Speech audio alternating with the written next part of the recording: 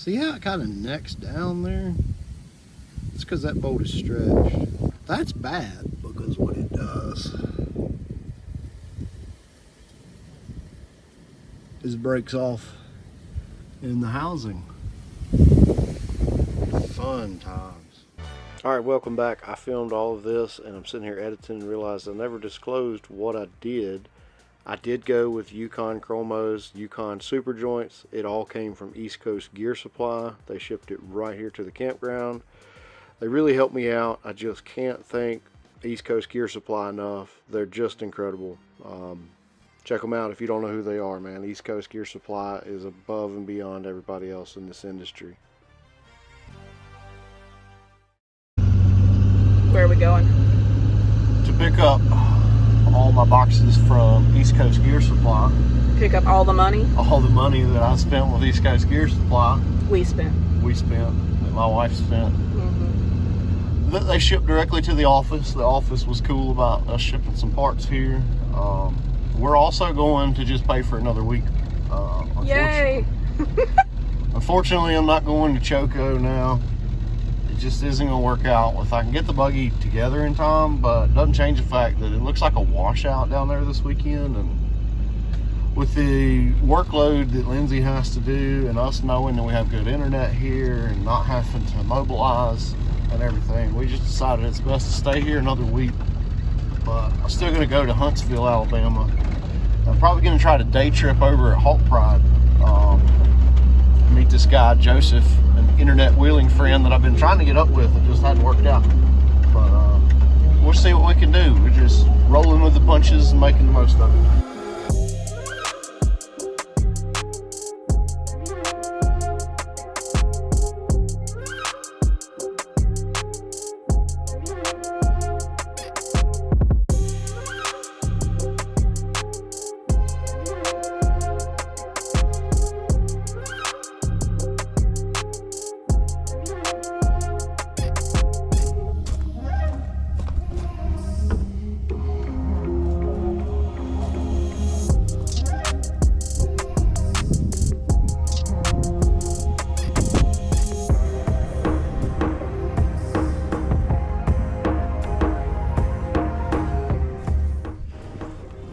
Scientific measuring here. Oh wow, that is dead nuts. So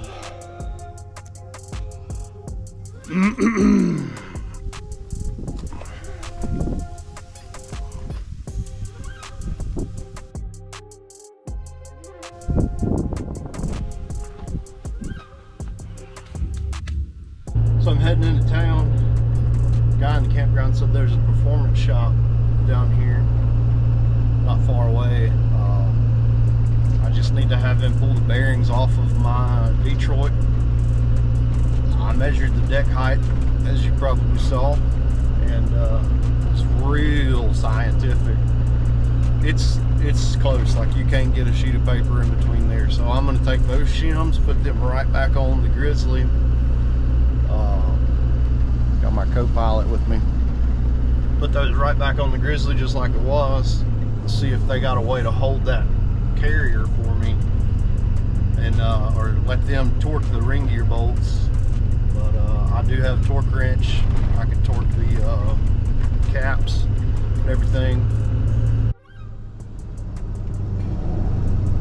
Looks like this is the place the guy was telling me about, Pro Service Motorsports. Let's go see how friendly they are. Looks like it's side-by-side based. I'll keep my opinion of most side-by-side people to myself. I don't know how many, if any, side-by-side people watch my channel, but this guy was real nice, and they're going to help me out, press these bearings on and off like I need. They got a lot of stuff here, including a miniature smudge pot thing, which I'm real tempted to buy. At 250 bucks, that'd go on the back of the truck real nice. But pretty cool place. They got so many tires and stuff in here. A lot of Rockzillas. They got all your belts, all your fluids. They got a dirt bike section. all kind of stuff. So if you're up here on side by side or even a buggy, need some help, they can get you squared away. Yeah, look at the difference in the Detroit. The thickness here versus the thickness here on this Yukon. Yeah, definitely quite a bit.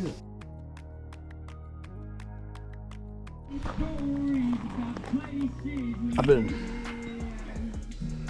really struggling.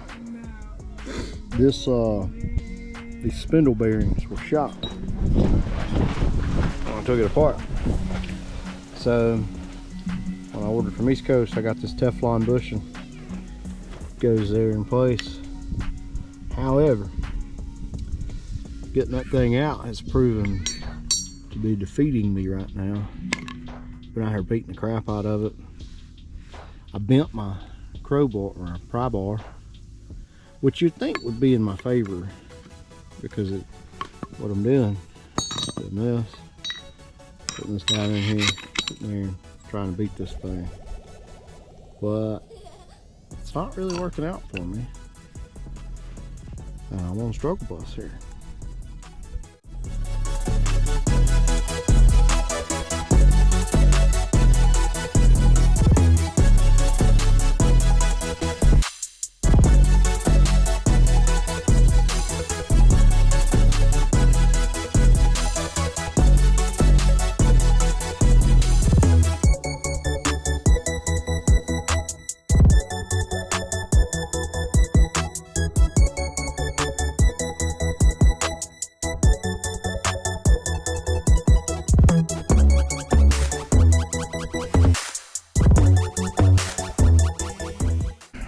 Our steering thing is not gonna work.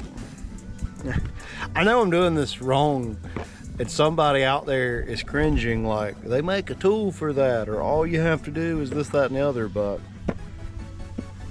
I don't have that tool or that knowledge, I suppose. But this is one of my favorite things, is kind of problem solving, so I'm gonna figure it out. So hang tight.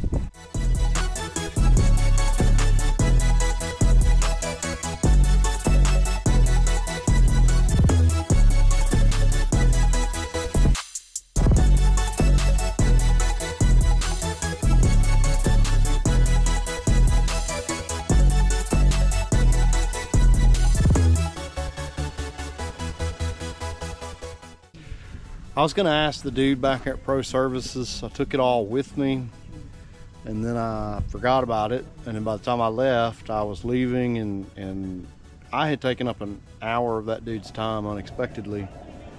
And I felt bad, you know. He's great guys, I really appreciate it, but they were not set up for this. They were set up to work on side by side, so they didn't really have all the right tools, if there's such a tool for this stupid thing. So I don't know what I'm gonna do yet.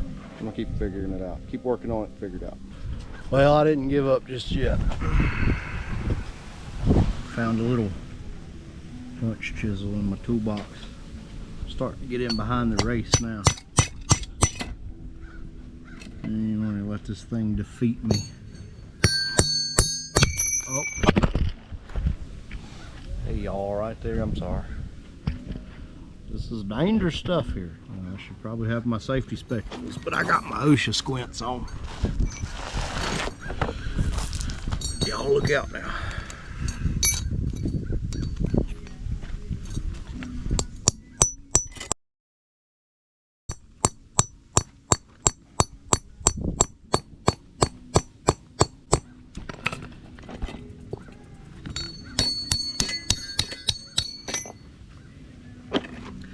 I ain't give up that easy. Trying to keep it on the side of this sidewalk here so I don't mess up my spindle threads. We're getting somewhere. I'm feeling good about it. Got a little Whiskey Myers playing in the background. Hopefully at a level low enough that YouTube don't ding me for it. Probably the most unorthodox way to do it all, but it's not stupid if it works, right?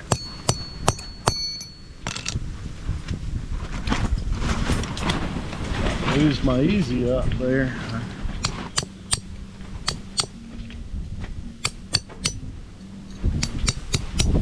Now I effectively cut the race in half.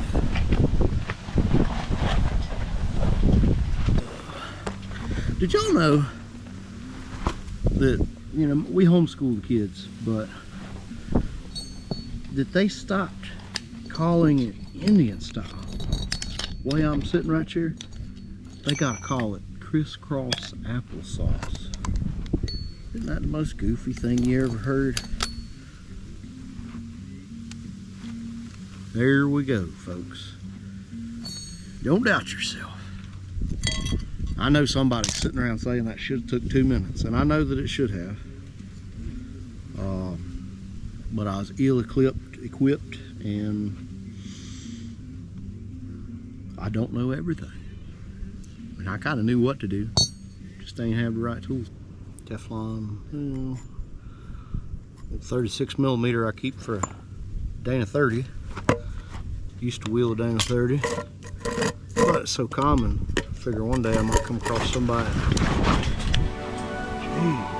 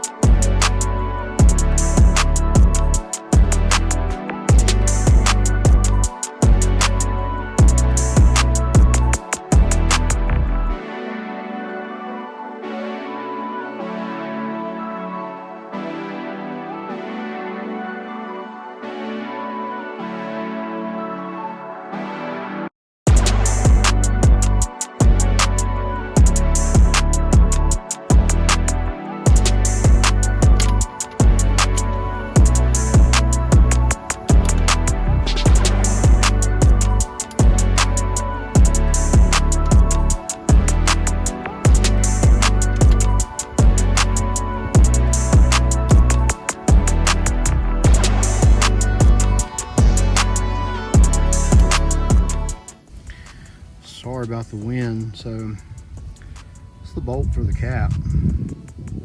Try to get it in focus here. See how it kind of necks down there? It's because that bolt is stretched. That's bad, because what it does is it breaks off in the housing. Fun times. And we're back. And we have new bolts.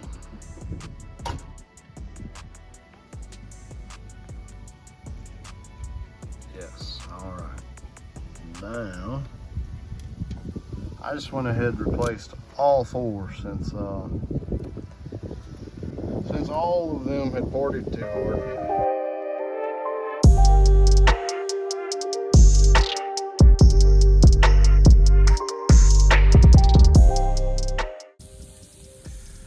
Well, I gave up on the buggy. Oh, grease on my face. Dang, that means I went to the hardware store like that. Replaced those broken bolts, burgers on the flat grill, and still very much the same. It just is what it is. I'm not in a hurry. It's Thursday, and flip some burgers.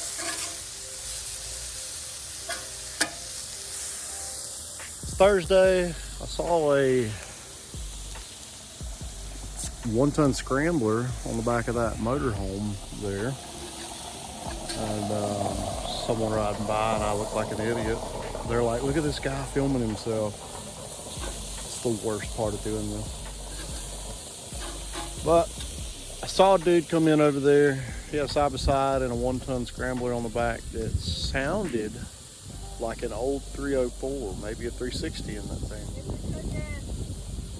Hey, I am filming right here. Get back to work. There's a slave driver over here. Maybe I can meet that guy, get this thing wrapped up by lunchtime tomorrow, and salvage the weekend since we're staying extra. We'll see. I'll keep you updated. Well, I just couldn't give up. I know that lighting sucks. But I'm back here, putting it back together. Because what else am I going to do? Sit there in the camper and think about putting it back together? I got it. We're going.